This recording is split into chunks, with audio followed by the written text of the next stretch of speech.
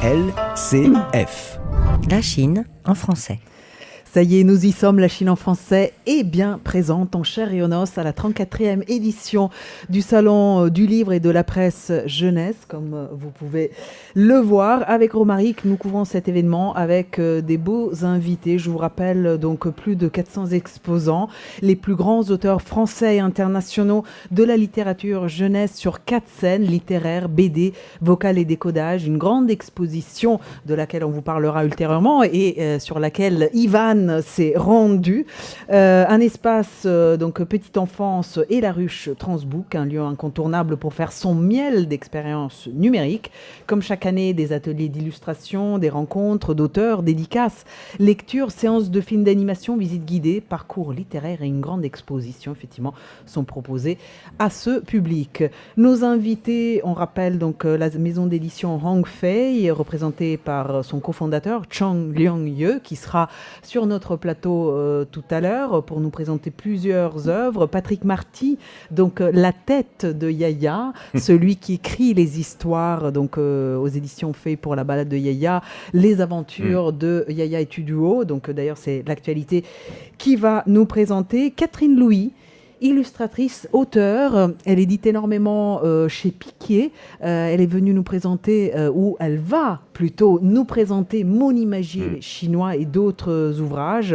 Et puis, donc, Nathalie Donikian, qui viendra adresser un premier bilan absolument, sur deux jours de salon du salon. livre. Mais alors, comment se porte ce salon ? Est-ce que ça va bien, ça se vend bien, la littérature jeunesse, Romaric ? Le constat n'est pas forcément positif. Les chiffres de vente sont en légère baisse, moins 1,2% par rapport à 2017. En 2018, quand même, plus de 83 millions d'exemplaires ont été vendus en livres jeunesse. Alors, le marché représente 28% du marché du livre global, on le disait, avec 83,3 millions de livres vendus. Qu'est-ce qui marche le mieux dans ce livre jeunesse ? C'est déjà la bande dessinée, qui représente 13% du marché.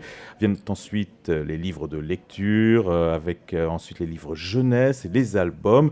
Et alors, le marché du livre, ça représente quand même 13 millions d'acheteurs en 2018. C'est 24% de la population âgée de 10 ans et plus. Les Français dépensent en moyenne, à votre avis, Alessandra, 50 combien ? €. Voilà, Yes. Vous aviez lu mon papier. Bah donc. oui, En tout cas, je me suis surtout renseignée. Évidemment, pour acheter. Donc 50 € pour acheter des livres pour enfants.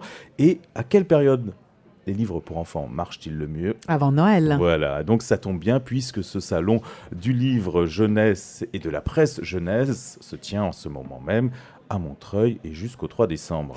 Un petit rappel sur la thématique de cette année. Donc, nous avons un joli mot de Sylvie Vassalo, qui est la directrice du Salon du Livre et de la Presse Jeunesse de Montreuil. Donc, c'est la thématique No Futur, NOS, et non pas NO Futur. Donc, c'est un salon et c'est une édition qui invite les autrices et les auteurs à croiser leur création avec la façon dont la jeune génération imagine et invente son avenir.